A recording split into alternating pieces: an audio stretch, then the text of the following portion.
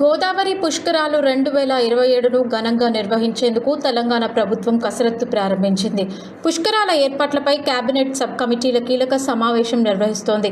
Cabinet sub committee chairman, IT పరిశ్రమలు, వాణిజ్యం, శాసన వ్యవహారాల శాఖ మంత్రి శ్రీధర్ బాబు అధ్యక్షతన ఈ సమావేశం జరగనుంది. సమావేశంలో మంత్రులు కొండ సురేఖ, పొంగులేటి శ్రీనివాసరెడ్డి, తుమ్మల నాగేశ్వరరావు, పొన్నం ప్రభాకర్, వివేక్ వెంకటస్వామి, అడ్లూరి లక్ష్మణ్, సీతక్క, ప్రభుత్వ సలహాదారు సుదర్శన్ రెడ్డి, వివిధ శాఖల ఉన్నతాధికారులు పాల్గొననున్నారు. గోదావరి పుష్కరాలకు వచ్చే భక్తులకు మెరుగైన మౌలిక సదుపాయాలు, రవాణా, పారిశుద్ధ్యం, తాగునీరు, భద్రత వంటి ఏర్పాట్లపై సమావేశంలో చర్చిస్తున్నారు.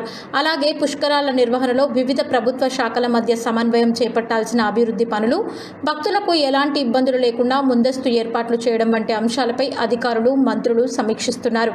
గోదావరి పుష్కరాలు 2027ను ప్రతిష్టాత్మకంగా నిర్వహించేందుకు ఇప్పటి నుంచే సమగ్ర ప్రణాళిక రూపొందించడంపై ప్రభుత్వం దృష్టి సారించింది.